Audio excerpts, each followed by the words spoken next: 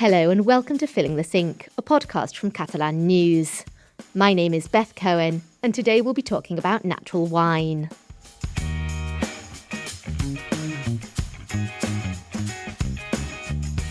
Natural wine is a vibrant and growing movement in Catalonia, rooted in both tradition and innovation. With diverse terroirs and a long winemaking history, regions such as Penedès, Alta Empordà, Conca de Barberà and Terra, Alta and Priorat have become a hub for natural winemakers. This week on Filling the Sink, we'll be finding out what natural wine is, who's making it, and why Catalonia holds an increasingly recognised place in the global natural wine scene. Helping me to uncork this topic is Cillian Shields. Hello, Cillian. Hey Beth, you're on it today? Yes. Inspired about the topic. Oh yeah, I'm excited to get into it too. So Cillian, before we taste this delicious wine that you've brought in and hear from the people who made it. It looks good, doesn't it? Oh, it's the carrot at the end of the stick. Can you give me a brief definition of what natural wine is? It's not the same as organic wine, right? Exactly, yeah, it's not. There are differences. We thought we'd start with a glossary because maybe listeners have heard some of these terms before. Natural wine, organic wine, biodynamic wine, vegan wine, and maybe they don't know what it is, so it's good to just kind of lay it all out there and know what we're talking about today. So, kind of very briefly, natural wine has no additives, no cultured yeasts, no chemicals, no added or very limited added sulfur, and spontaneous fermentation as well with natural yeasts. On the other hand, we've got organic wine. Now, we should point out that all natural wines are organic, but not all organic wines would be considered natural. Some organic wine seller regulations permit the use of additives and fining agents that are against the spirit of natural wine making. Okay, and what about vegan wine? I've always been confused about this. In what way is wine not vegan? Yeah, this was a surprise to me doing the research as well, to be honest. So traditional fining agents, which help remove the sediment that can't be removed by filtration, this is what normally makes a wine unsuitable for vegans, because a lot of it is made with egg whites. Casein, for example, is protein found in milk. Gelatin, made from animal collagen. These are commonly used to kind of refine some wines. Okay, but vegan wines aren't necessarily natural. No, exactly no. They could use kind of any ingredients which would go against natural wine.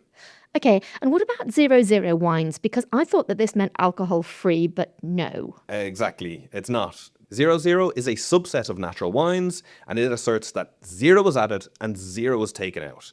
In other words, it's a more extreme version of natural wine, which forbids any winemaker intervention. And that means you have to get it right, first time. It's much trickier to control, and these yeasts also produce a more nuanced flavour, so could be more on the funkier side. Okay, so what's not in natural wine? So what's not in it would be sulfates, concentrates, added sugar.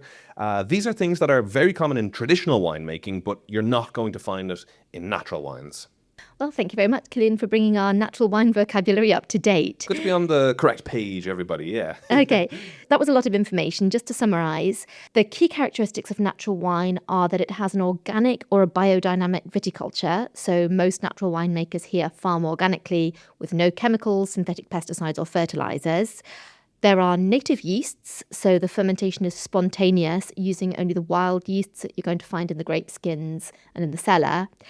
And then no additives, no sulfites, no enzymes, no acidifiers, no tannins, no fining agents, and their wines are unfiltered. Yes, and to add to that, I'd also say that natural wine is often pretty low-tech, traditional process. We're thinking about clay pots, amphorae, old barrels, concrete tanks, and hand harvesting. These are very common in the process. It's really a labour of love. It's a really kind of a craft that people really dedicate themselves to. Mm-hmm. To find out more about natural wine, Cillian, you spoke to some of the producers. I did. I spoke to a lot of people. It was a lot of fun, in fact. So I knew that I had to speak to a producer anyway. So I got in touch with Rafa Camps from La Natural. He's also recently opened up a store that's sort of become a hub for the natural wine community in Gracia in Barcelona. It's a lovely place. Then I also had to visit one of these new natural wine bars opening up all across the city. So I went to one of my favourites, Amateur. And there I spoke to the owner, Marco, and also the head chef, Tomás. And then I always seek out experts in the field to learn about any new topic that I want to speak about. So the first people that I spoke with were natural wine sommeliers, Benji, Sher and Mogren from SucSuc, which is an educational hub and consulting agency for natural wine based in Barcelona. They're amazing. They do courses for professionals and enthusiasts. They teach a lot of the staff in many of these new trendy bars that are opening up all about natural wine. They do wine tastings, and they're altogether just extremely lovely people. And so they met me in Benji's bar, which is located in Poblisec, and it is called Fluid. Let's hear what they have to say about the history of natural wine.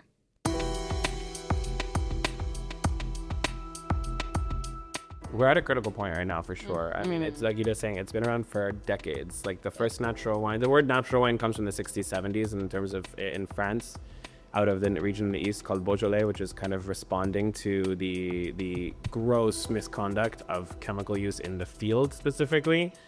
That's Benji from SucSuc telling us about the origins of what we call natural wine. So after World War II, so many, insecticides, pesticides, fungicides, that the fields were basically barren. The fields were, the crop was unable to actually support itself. They were so weak because of all this kind of chemical dependency that they started with a drastic reduction in the chemicals used in the vineyard, which was followed by, all of a sudden now we don't have to use as many chemicals in the cellar because now our grapes are arriving and they're actually a little bit more hearty. And that kind of rejuvenation of the cycle of winemaking is where natural wine comes from, and we're talking 1970s. Natural wine is enjoying a boom at the moment, but it's not exactly new to Catalonia either. In Catalonia specifically, it arrives in the late 1990s, we cannot also talk about it as something that happened since 2023. There's multiple Catalan winemakers who have 20 plus years of winemaking under their belt without any kind of additive. The boom lately is a different question, right? Minimal intervention characterizes natural wine, as does a specific care for the environment. But it is a part of the wine world that requires a certain degree of compromise and a certain degree of dedication to decide to work with, including, some sort of care for the environment, some sort of interpersonal care, a degree of this is a difficult product to work with in front of a consumer, and therefore you have to be able to defend it. While it's not their main activity, Benji and Ida both make their own natural wine, also under the name SucSuc, and they know the stresses firsthand that are involved in production. What we know and what you live on a yearly basis as people who make natural wine is like a lot of anxiety, because we're talking about spontaneous fermentation, and that means that you crush the grapes and you're letting it ferment ideally on its own with the natural ambient yeast that exists in the atmosphere and especially in a wine cellar where there have been previous fermentations. Those are lots of decisions that you can take as a winemaker that will change the product anyway, but that magical part is the part that's unknown. It's also the part that makes you go crazy as a natural winemaker. It makes you hug your vat, hoping and kiss them and hope that they start fermenting. Cheese fermenting. Yeah. I think the question about spontaneous or having to be think on your feet is a big part of making natural wine. You're much more susceptible to climate change because there's no correcting to be made, which push a lot of pressure on winemakers. Coping with the elements and using your intuition with technique are things that Rafa Camps from the La Natural Natural Wine Company deals with a lot. Some vineyards are more technical. They have some kind of enology knowledge, and they try to stick to the script. Yeah, but not using enological ingredients, just the mind, And there are another kind of vineyards who they work with the intuition. They know the way, but they don't know really how they do that, And I love these second ones. I love more than the first ones, but I work with both of them because both ways are very interesting, But you can see the results. If we now try some wines, you can detect the intuition one or the technical ones. Camps points out that the difficult climate provides huge challenges. Climate change is very, very annoying because this wine is start and finish in the vineyard. So what it happens in the vineyard is the most important thing. And then, for example, these days of not warm is like the hell. In wines without adding some kind of sulfites or this, it's so difficult to preserve them from changings that you are not expected to have, you know what I mean? Originally from Barcelona, Camps has been experimenting with making natural wine since 2017 and has since moved to the northern Empordà region to grow his production. My objective was for the first day to democratize the natural wines. A lot of people is trying to eat healthier, drink healthier, live healthier. So I think there is a trend to connect more with the producers behind the things that we eat, that we wear, and everything. No, I don't know if it's a massive trend, but I think if you talk with, like in the street, with everybody is feeling that we have been doing something wrong with the industrialization of everything in our life. No. La Natural produces around 40 to 50,000 bottles a year and has grown from revenues of around €100,000 annually in 2021 to around €1 million 4 years on. People love to know who is behind the thing that they are consuming. More recently, Camps opened up a natural wine store in the Barcelona neighbourhood of Gracia, where he's originally from. But he points out that the store is much more than just a place to buy wine. Here, for us, is a place just to make some kind of community. So sometimes there is people who play some music inside or just put a little kind of vinyls or something like that. And then we make wine tasting as well for people who want to approach to this natural wine world. Wine, and natural wine perhaps even more so, is a luxury product. Often small batch with an emphasis on quality ingredients and attention given by the maker, it can come with a price tag that reflects these characteristics, and Benji and Ida from SucSuc don't shy away from recognising the politics inherent to natural wine. The politics of natural wine, as it stands today, is rooted in this idea of we should know the makers of our alimentary products. We should know their names, and we should know where it comes from in a real sense. And that product, not only should we know who makes it, but that product should be able to tell us something about itself. In the case of wine, I mean, wine in and of itself is a luxury product and such a heavily studied product because people understand it as somehow capable of expressing origin. It's this concept of terroir in winemaking, where wines are meant to express their own origins. When you adulterate a wine, when you change a wine, you add things, you take things away, filtration, acidity, sulfites, whatever you want to say, there is a degree to which that ability to transmit its origin is modified or lessened. And natural wine is a radical acceptance of things come from nature in a certain way, and we should drink and consume in that way. Now that's like the pretty political stance of it, right? There's a completely different, more human political stance to natural wine. I don't know if you want to jump in and talk about it. So I think we can't kind of take natural wine and kind of displace it out of a capitalist society. And drinking natural wine or making natural wine does not make us better or superior humans. It takes a lot more. It takes proper labor practices. It takes respecting the people around you, not only respecting the vine, you know?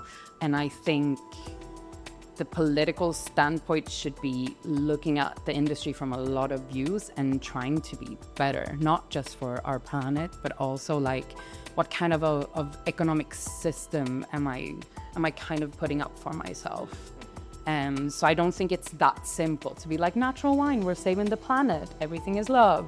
It's a different way of looking at consumption through the lens of a product, and I think that's what's political about it. And is this outlook, you both feel, I guess, that this comes naturally hand in hand with the world of natural wine? Is this something that you feel is shared across the natural wine industry? Unfortunately not. Within the world of natural wine, I think we are a little bit renegade in that sense. We tend to bring it to a very political space. I think a lot of people understand the more uncomplicated version that I was speaking about at the beginning, which is that, you know, natural wine is more capable of showing us origin and therefore just better, or less harmful to the planet and therefore just better. And because I choose to drink natural wine, which also means because I have the economy to drink natural wine, because let's be honest, artisanship comes with a price. People who have the economy to participate in that, which is wonderful, often then stop there. Thank you to Benji and Ida from SucSuc and Rafa Camps from the Natural Wine Company for speaking with us. It's true that natural wine often isn't the most economic choice, but you're paying for a good quality product that's arguably much better for your body. Yeah, exactly. And with natural ingredients and natural processes, no added sulfites, it does not give you as much of a hangover either. Well, I'll drink to that. Mm-hmm. Killian, what are the different natural wine producing regions in Catalonia? Yeah, so it's good to point this out that there's actually no difference between a natural wine producing region and a wine producing region. They're one and the same, it's just what you do with the ingredients later. So some of the main ones here in Catalonia would be the Penedès. This is a region previously known for its industrial cava production. Natural winemakers are restoring old vineyards and reviving local varieties like Xarel·lo and Sumol. There's also Alta Empordà, up in the northern corner near the French border. It's my territory. You're very familiar with that, Yes. Beth, aren't you? There we've got gorgeous windswept vineyards. The Tramontana and the salt in the air really influence the character of the wines. Lots of experimental winemakers there, often working in Grenache, Garnacha. And there's also Conca de Barberà, so they've got the native Trepat grape, and natural wine producers are using this to make fresh reds and pet nats. And it's worth interjecting at this point that a pet nat, which is short for pétillant natural, naturally sparkling, is a sparkling wine which is different from cava because it just has one fermentation process. It finishes fermenting in the bottle versus the two fermentation processes that you have for cava and other traditional sparkling wines. Yeah, no, I'll just add to that pet nat is a really commonly found style of wine that you'll find in these natural wine bars as well. Really worth trying, very vibrant and fresh. Yeasty taste as well. And we should also mention maybe the Terra Alta and Priorat area that is traditionally known for the full-bodied red wines, big structured reds, and then the natural producers are reviving more traditional practices here. Cillian, there's been a real boom of natural wine bars and restaurants in Catalonia lately, and it's about more than just the wine. It's almost like a philosophy. Yeah, exactly. It's almost like a philosophy. It is such a current cultural moment, I feel. This is kind of the main reason that I wanted to do this podcast, really, because I think that it's really at the forefront. It's really the avant-garde of gastronomic culture of what's happening in Barcelona, in Catalonia right now. I mean, there's been such a huge slew of gorgeous and innovative and vibey and trendy bars, restaurants opening up all in the past, 2 years, 3 years maybe. Post-pandemic, it is such an interesting phenomenon of these bars and restaurants that also have such a particular identity that's just new to the cultural offering of the city. To find out more, you went to Amateur Restaurant in Barcelona to speak with owner Marco Bolatti and head chef Tomás Esmoris. And you also asked Benji and Ida more about the cultural phenomenon of natural wine. Let's hear from them.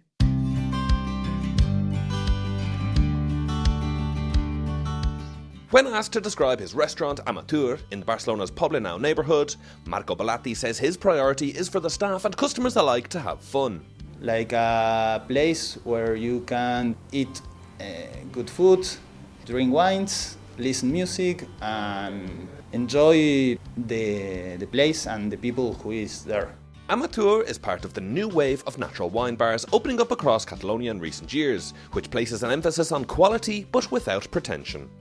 Here we are honest with the moment of explaining a wine, and also if a customer doesn't like a wine, we can change it. Here we try to explain the wines not in a fancy way, and honestly and simply. Design and ambiance play a huge role in what natural wine bars offer. Benji from SucSuc describes the particular aesthetic commonly found in these modern restaurants. We are talking about, add a more rounded out mid-century, soft lighting, velvet, plus the colorful hard plastic tables, or, stainless steel, these kinds of very clean, crisp, but colorful and graphic and geometric even, surroundings are what's kind of the vibe today. I think that these are all really great things. I think they go part and parcel with just a general modern 2025 aesthetic. Bolatti knew from the start that he wanted his restaurant to look unique. Don't go to IKEA or don't go to any other marketplace where you can find a new furniture. In this case, most of the chairs and tables that we have here, we bought it from a restaurant in Valencia that closed. Then with the lamps, we bought in Wallapop, in some markets. And with the DJ booth built into the restaurant floor, Amateur take their music seriously. Sometimes we go to some shops to buy some vinyls all together, because most of the team really like the music and enjoy the music and the vinyls. Natural wine restaurants typically have a food offering that has an emphasis on quality ingredients. Often referred to as small plates, portion sizes tend to be in between entrees and main courses, and are usually a bit more experimental and chic than traditional tapas. We try to have like a fun and product-based menu. Also trying to engage the customer with a table that is not like an entry and a main dish for each person. It's more like you can have fun and have multiple dishes on the table. That's something that we really enjoy. Tomás Esmoris is the head chef at Amateur, and he's in charge of crafting the menu. We don't mess with Catalan food because we respect it and we like it, but we use products from Catalonia, so that's a really nice match for me. At Amateur, Esmoris brings his experience of working in kitchens in Argentina, including in an Indian restaurant, giving him a particular gastronomic identity that he says he carries with him everywhere now, and which is translated onto the plates at Amateur. Natural wine restaurants often have a strong emphasis on vegetarian dishes as well. Vegetables bring you a lot of richness into a table, lots of diversity, because you don't have the same vegetables all year round, no? For Ida from SucSuc, the explosion in popularity of the natural wine culture is all about this diversity and freedom of choice. I think one big thing is that natural wine have managed to kind of capture a new drinker, a drinker that the wine industry hasn't been able to capture before. So it's a younger public, it's a public that does not want a Gran Reserva type wine with a steak in a sit-down dinner, but like wants to be in fluid at 1 o'clock at night, drinking something high acidity, fun, vibrant. Benji highlights Catalonia's importance in the global natural wine scene.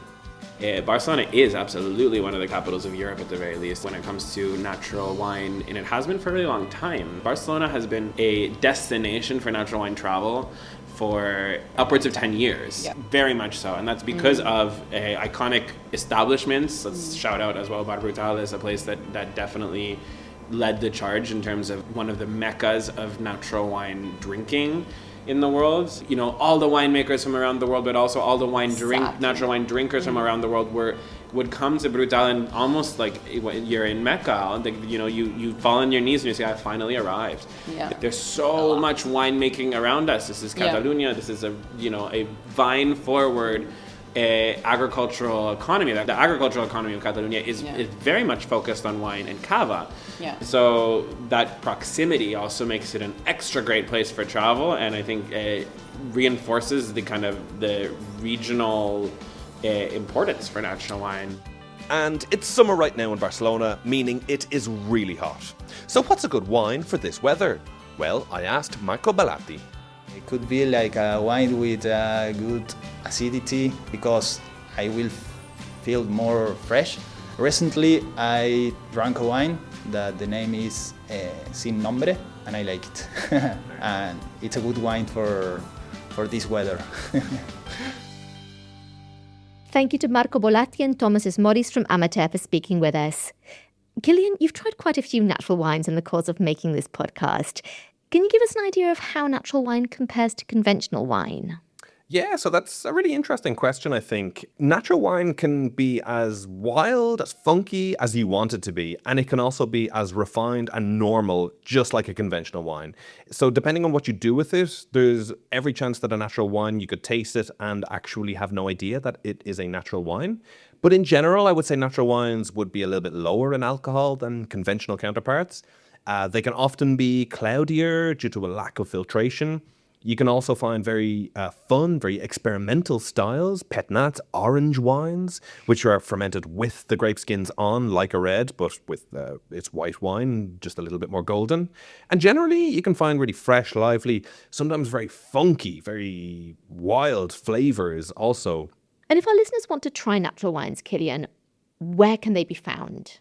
Well, there's no shortage of the amount of bars and restaurants in Barcelona, all across Catalonia, which specialise in natural wine. There's Amateur, of course, like we've heard from those guys today.